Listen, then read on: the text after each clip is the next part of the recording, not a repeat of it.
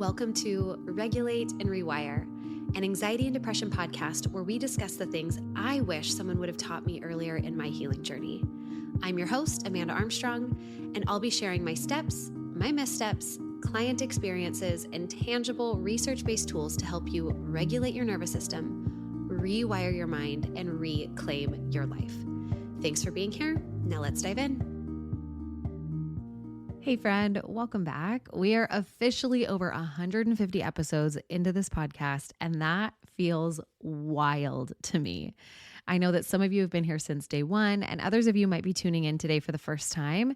And I just need you to know that I am still in awe and so grateful for the worldwide community that has gathered and continues to show up and listen and be here with me week after week as I teach. I started this podcast because I love to teach. I love to educate. And I wanted to share with anybody who found it helpful what really moved the needle in my healing journey, which was understanding and approaching anxiety and depression through this nervous system lens.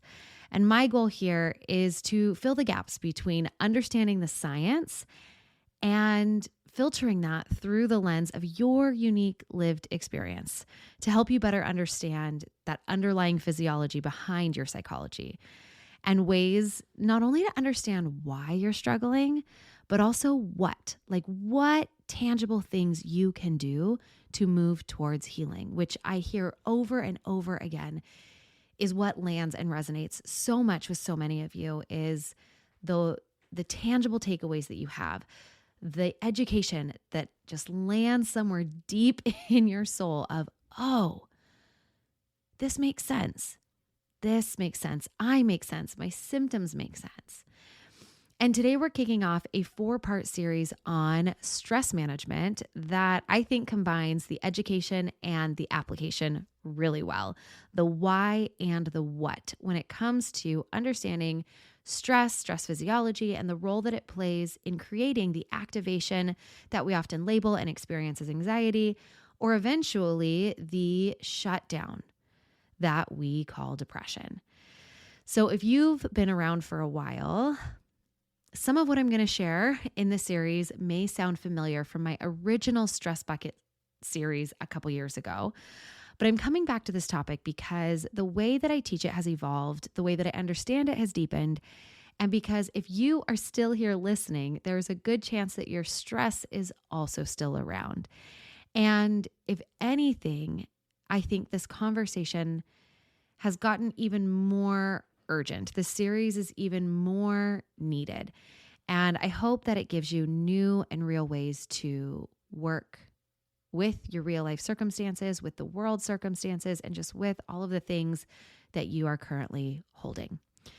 So here's what we're going to cover across the next 4 episodes. Episode 1 today is about understanding stress, not just the surface level, like, oh, stress is bad, try to reduce it, but a deeper, more honest picture of what stress actually is and what we're really trying to do when we say we want to manage our stress better. That's a nice thing to say, but what does that actually look like? What does that work look like? Because again, not all stress is bad.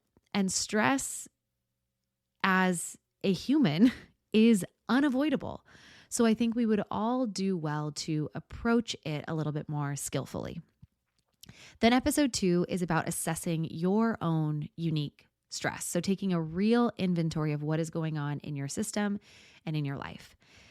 Then after that assessment, we have episode 3, which is where I am going to walk you through how to take a look at that stress load and consider editing it. Where can we delete, do differently, delegate?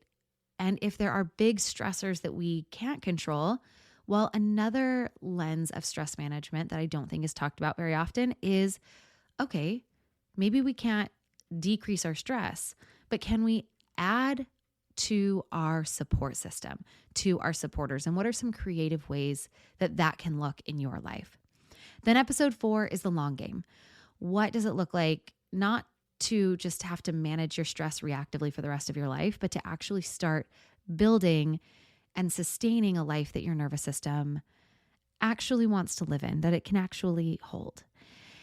And as you're listening to the episodes in this series, you might notice a part of you thinking, oh man, like I don't want to just understand this. I actually want support in applying it. And if that's coming up for you, I want to remind you that you don't have to do this work on your own. This is the exact work that we do one-on-one with our clients inside Restore. So that is where we take this work beyond understanding, beyond concept, and actually help you integrate it into your life, to your patterns, with your unique nervous system in a way that's not only supported in the moment, but that's sustainable in your actual life circumstances. So if you find yourself wanting somebody alongside you, actually in this work with you, not just listening, but applying it, Restore might be a really good fit. And if you want to explore that, there's a link in the show notes to book a completely pressure-free discovery call with me where we can just see if it makes sense for you at this point in your healing journey. All right, without further ado, let's dive into part 1 of this series, all about understanding stress. Starting with the fact that stress is not the problem in and of itself. And I know that might sound like a weird way to open a series on stress management, but like always, just stay with me, stick with me. We live in a culture, or at least I think there are corners of this that have declared war on stress. There's messaging like reduce your stress, eliminate your stressors, simplify your life, all while the world just keeps getting more and more and more and more stressful. And I understand why those messages are there. Chronic stress is genuinely harmful. When there is too much stress, unsupported stress, stressors that don't resolve, overwhelming unintegrated stressors from our past that lives just below the surface every day of our present lives, that kind of chronic stress takes its toll. And the research on that is real. And we'll talk more about that. But the generalized framing of stress as some enemy to be eliminated is inaccurate. And in my opinion, it's also unhelpful because it puts us in a constant battle with a biological process that's never going away. And it completely misses what stress actually is. So let's start there with what is stress? Stress is your nervous system's response to a demand. That is it. There is a stimulus and your system has a response. When your brain perceives that something is being asked of you or something is coming at you physically, emotionally, cognitively, relationally, your nervous system mobilizes resources to meet that demand. Heart rate changes, hormones shift, your attention narrows, your body gets ready to respond in a way that handles the stressor in a unique way, partly based on just pre-programmed biology, but also the way that we respond is colored by our past lived experiences. So what we're talking about is a stress response that kept our ancestors alive. It keeps us alive. It is what gets you through a hard work presentation. It's what mobilizes you when your kid gets hurt, what sharpens your focus for a deadline. Stress can be, when I say stress, I'm talking about this stress response in your body can be really useful. It's energy. It's also information. It is your nervous system saying, hey, I'm paying attention and I'm readying, or I am ready. So the problem was never and is never stress itself. The problem is when this stress response does not get a chance to complete. The problem comes when your system stays activated long after the demand has passed, or when your nervous system is running on high alert, not because of one single acute stressor, but because of dozens of them that just stack up over time with no recovery built in. That's chronic stress. And before we talk about why I think chronic stress has become so common, I want to give you a little bit more science on what's actually happening in your body, because I think it changes how you understand maybe everything else we're going to talk about in this series. So when stress works the way that it is supposed to, it follows a cycle. Something happens, a demand, a threat, a challenge, your nervous system activates. Hormones like cortisol or adrenaline flood your system. Your heart rate might go up. Your digestion may slow or change. Your muscles get ready. Your body is doing exactly what it should in those moments. And then, and this is the part that really, really, really matters, the stress resolves. The stressor passes. You respond, you move, you wait until it just goes away on its own. And your nervous system then fully resets into a regulated parasympathetic state. That rest and digest, that safe and social. So maybe you had a hard conversation and it clears and you're like, okay, I'm good. That sucked in the moment, but now I'm good. Or maybe this looks like you running from the thing that's chasing you and you survive and that thing goes on its merry way. You're good. Okay, let's go back to collecting berries, weaving baskets. I don't know. But at some point, your nervous system needs to get the signal that you've handled it, that you're safe again. So it can come back down, heart rate slows, digestion resumes, cortisol drops, recovery happens. That is an acute stress response. And it's genuinely not bad for you. It's actually essential that we have these experiences as human. In the right dose, it actually makes you sharper, stronger, more resilient. The problem is that most modern stress doesn't follow that cycle. It doesn't follow that arc. The stressors don't resolve. The email thread doesn't end. The financial pressure doesn't clear. The relationship tension just sits there and goes unaddressed. Your nervous system activates and then it stays activated because it never gets the signal that it's safe to come back down because it's just one thing after another, after another, after another. And the reality is that stress, this initiation of this process in our body, it either gets processed or stored. Like that's it. Those are the two options. When a stress cycle completes, when your nervous system gets to move through that activation and back into recovery, the stress gets processed. Your body metabolizes it. You might feel a little tired afterwards, but you feel clear and you're able to reset.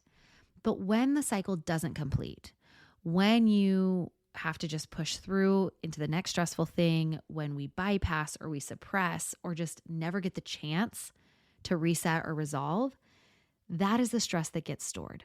When we talk about kind of trauma being stored in your body, what we're talking about is kind of this accumulation of survival and stress energy in your body. And the stored stress accumulates over time in ways that can look like anxiety, irritability, chronic pain, exhaustion, getting sick, falling apart over something small all the time, just feeling fragile, feeling really fragile or hypervigilant all the time. And this is why two people can go through the same hard thing and have completely different outcomes because potentially their accumulated stress looks different. So when we talk about chronic stress, that's what we mean.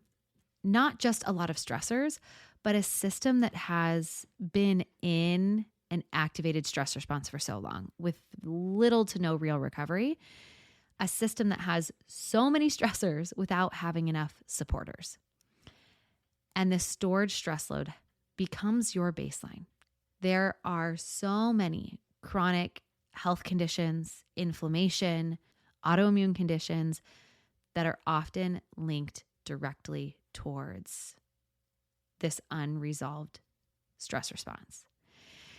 And before I go any further, I really want to reemphasize this idea that modern stress doesn't always follow the arc of stress that resolves. Because I think stress is often framed as a personal management problem.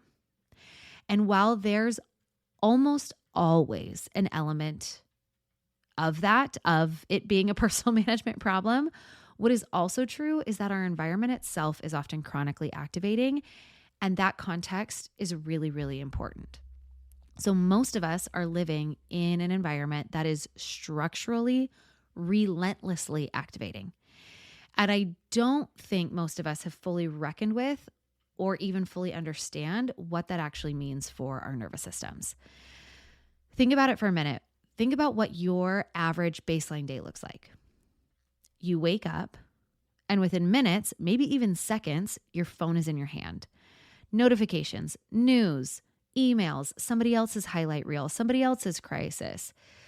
The algorithm has been engineered by very, very smart people with a lot of resources to keep your nervous system just activated enough to keep scrolling. And that's not an accident. That is the product. You move through a day then that is almost entirely devoid of the things that historically regulated human nervous systems. Extended time in nature, physical labor with a clear beginning and an end, deep face-to-face connection, genuine rest, communal support. The village that used to help raise the children and share the load and sit with you in hard seasons, for most of us, that village is gone. And we are carrying individually what humans were always designed to carry collectively. So then you come home at the end of the day, and instead of your nervous system getting to wind down, you've got more screens. You've got more stimulation, more content, more noise, the Netflix queue that's always there, the group chat that never really stops, this low hum of emails that you aren't answering. And then we wonder why we can't sleep. And I'm not saying this to depress you. I am saying it because I think a lot of people are walking around believing that their chronic stress is a personal failure.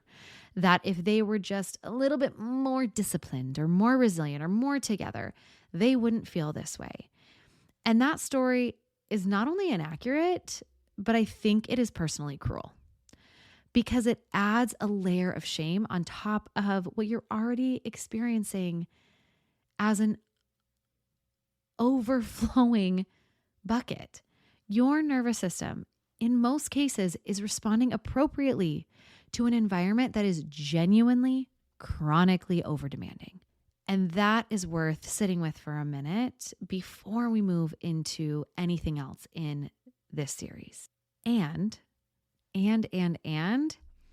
here's where I want to call you up, because I think you can hold both of these things at once.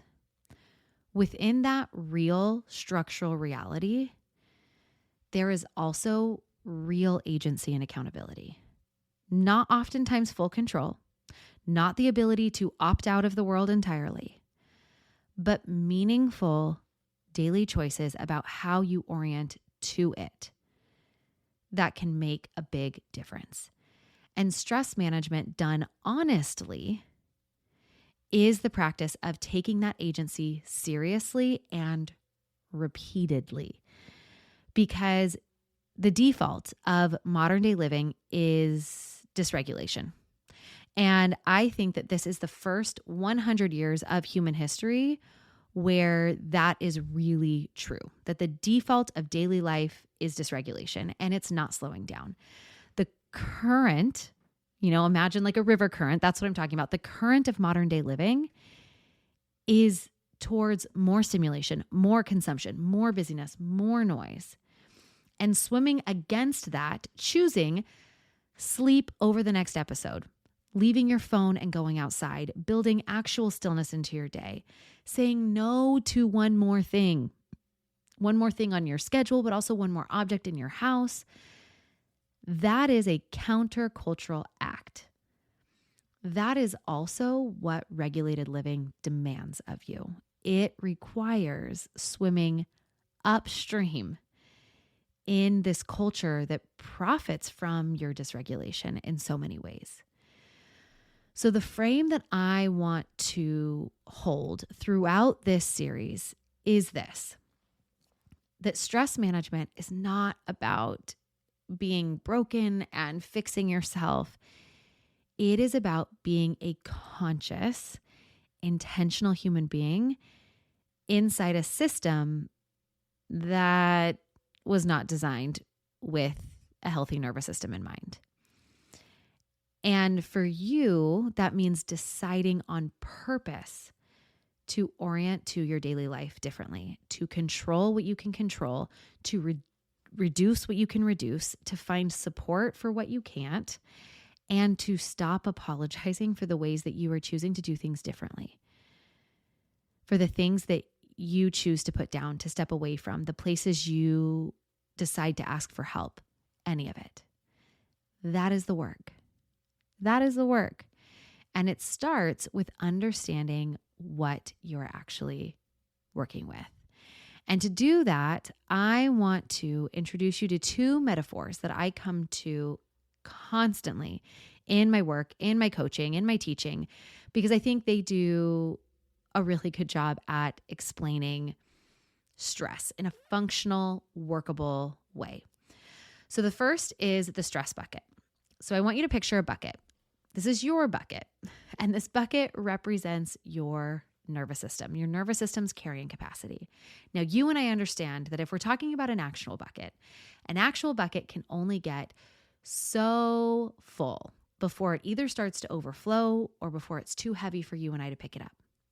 And yet a lot of times when I think we think about our capacity, we feel like it's a little bit more ambiguous than that. Like, oh, we can just say yes and yes and yes and yes, and don't ever expect it to get too heavy to pick up or to overflow. It does. And so this is why I love this bucket analogy to represent your nervous system's carrying capacity. And every stressor in your life, the big ones, the small ones, the obvious ones, the invisible ones, the past and the present, all of these stressors go into your bucket. I want you to imagine that your stressors are the water, the weight in this bucket.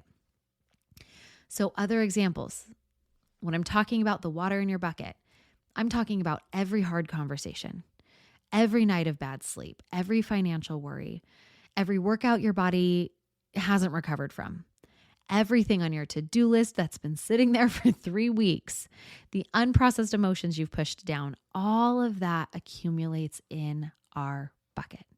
And here's what I think is missed in most conventional approaches to mental health.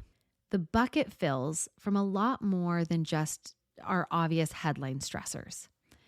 It also fills from things like blood sugar dysregulation or imbalance.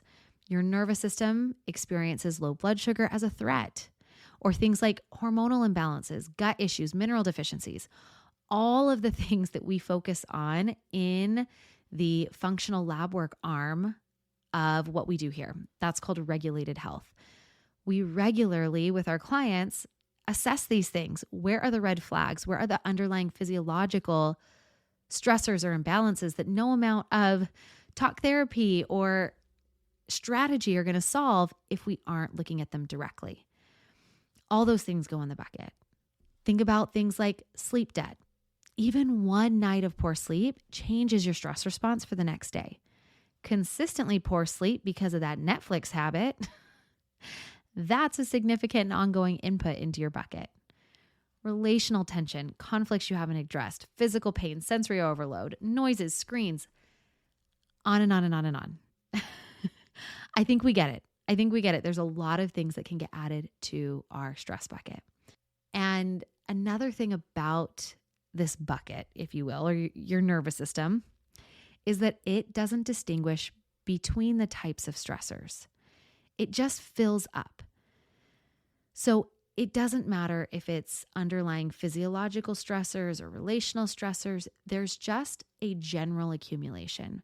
And when it gets too full, it overflows. And that overflow is your symptoms in this analogy. And that overflow looks different for everyone. Maybe it's anxiety. Maybe it's irritability or shutdown, exhaustion. Again, coming back to a lot of the overflow and symptoms turn into chronic pain or health conditions. The overflow, your symptoms, are your nervous system's way of saying there's too much. There's too much here.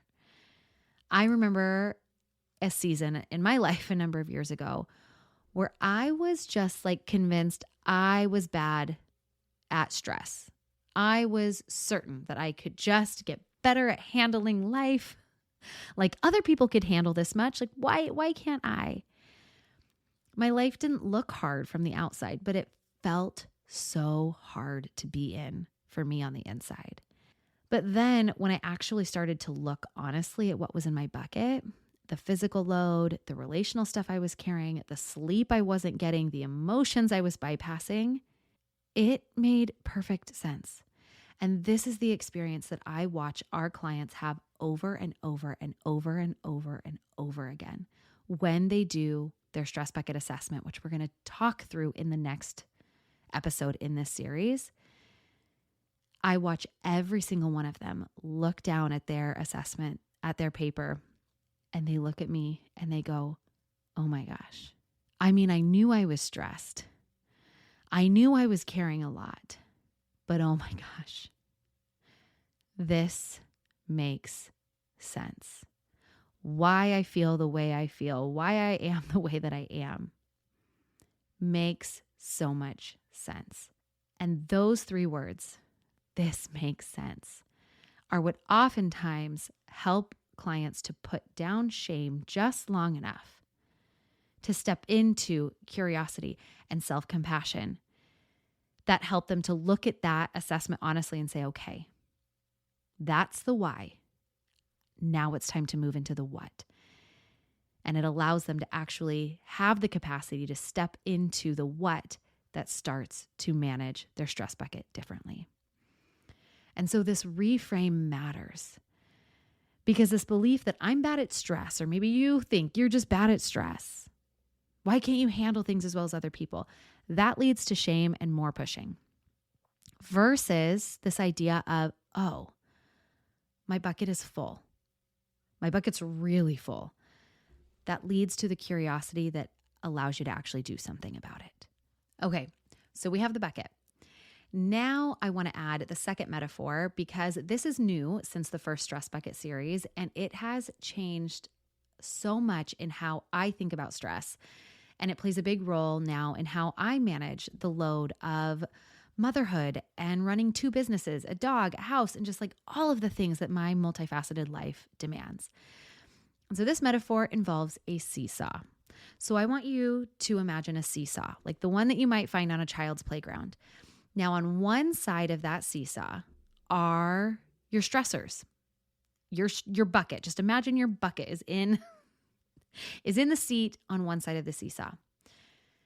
Then on the other side of that seesaw is a stack of blocks. And those blocks represent your supporters, your regulation practices, your good sleep habits, your nourishment, your movement, your connection, your village, the things that help your nervous system discharge stress, recover, delegate responsibility, and really just build and support your capacity over time. Now, most stress management advice is entirely focused on your stress bucket side of the seesaw. Reduce your stressors, say no to more things, simplify, eliminate. And yes, that's part of what we're going to talk about too. If there are stressors you can actually remove from your life, there's a good chance you absolutely need to do some of that. That matters. We're going to talk again more about that in episode 3 of this series. But here's the problem. A lot of the stressors in your bucket, you can't just eliminate them. You can't opt out of grief. You're probably not going to flush your kids down the toilet. You can't always fix the financial pressure or make your nervous system stop tracking the tension in your marriage or the narcissistic tendencies of your parents. Life has stressors. That is just part of being a pesky human doing life alongside other pesky humans. So the goal is, with this seesaw analogy, is actually to find just something that resembles some kind of balance. And sometimes you're going to find leverage in decreasing your stressors. But other times, and many, many times in life, the real leverage is going to come from seeking out supporters and getting really creative about what that might look like in your unique life. So when the supporter side of your seesaw is strong, your bucket feels more manageable. Like right now, I want you to imagine that your bucket is sitting in front of you, right there at your feet. Now try to pick it up. It's probably heavy. And maybe you can't pick it up, or maybe when you do try to pick it up, it's so full that water just like spills all over the edges and messes up your floors. Now instead, put that bucket back down. Now I step up next to you And I say, okay, let's do this together. On the count of 3, we both reach down for the handle. 3, 2, 1, and we pick it up together. It might still be heavy. A little water might spill, but probably less. The same load, but we handle it with less trouble. That is what your supporters can do. And then when our supporters are depleted, when there is just an immense imbalance in this equation, when you're not sleeping well or eating well, you feel isolated, you're running on empty, your bucket is going to fill faster, empty slower, and just overflow sooner. Life is just going to feel harder. And so this is why, again, another reason why 2 people can have objectively similar life experiences, but have completely different stress experiences. It's not always about who's stronger, who has better coping skills. Have we looked at both sides of their seesaw? What do their supporters look like? So when I say stress management, what I actually mean is this: learning to read your own system, understand what's filling your bucket and what's draining it, and intentionally building a supporter side that's strong enough to meet the demands of your actual life. That's the whole thing. And that is what we're going to talk about in the rest of this series. So before I let you go today, I want to give you something to actually do with this. Between now and next week, I invite you to start noticing your bucket. We're not analyzing or fixing, just start to notice. How full does my bucket feel? What do I kind of think is filling it? Some of the obvious stuff, some of the sneaky stuff, the sleep, the food, the relationships, emotions. Just maybe every time you sit down on the toilet, because that's a place I know we all end up a couple times a day. Ask yourself, how full does my stress bucket feel? How do I know? How do I know that it's full, or how do I know that I'm actually doing okay? Next week, we are going to do the assessment. We are going to go through both sides of this seesaw in more detail. And I'm going to walk you through how to take this honest inventory of your own system. Because in my opinion, this assessment is one of the most useful things that you can do to set a strategic and personalized path towards healing. And it has helped so many of our clients, again, not only make sense of their symptoms, but it becomes their personal blueprint. It is the beginning of them charting a much clearer personal path towards the what. What can I do to actually? All right, friends, here's your 3 takeaways from today. Number 1, stress isn't the problem. Chronic stress is the problem. A healthy stress response activates, completes, recovers. We run into problems when our system is stuck in this stress response, and that stress has nowhere to process, nowhere to land, nowhere to reset from or to. Number 2, stress is either processed or stored.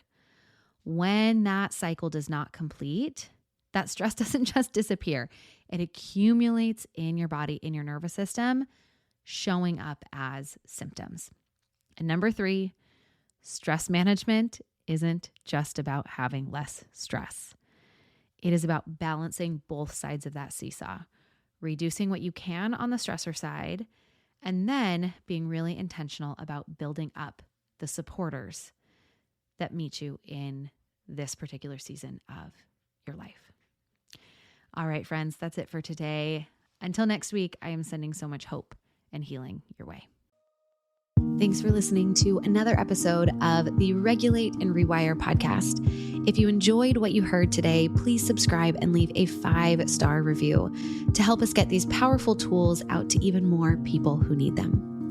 And if you yourself are looking for more personalized support in applying what you've learned today, consider joining me inside Rise, my monthly mental health membership and nervous system healing space, or apply for our one-on-one anxiety and depression coaching program, Restore. I've shared a link for more information to both in the show notes. Again, thanks so much for being here, and I'll see you next time.